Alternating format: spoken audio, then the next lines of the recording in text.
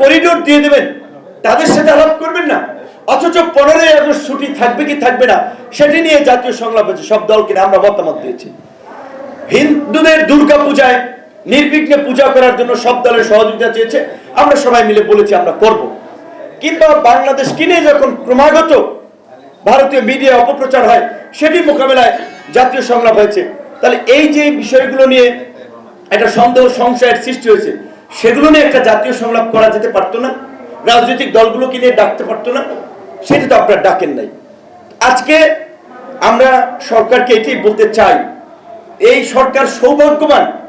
বাংলাদেশের ইতিহাসে সবচেয়ে সকলে আশীর্বাদ পুষ্ট সরকার ছিল। বিএনপি বলেছে, জামাত বলেছে, সমস্ত রাজনৈতিক দল বলেছে এটা আমাদের সরকার।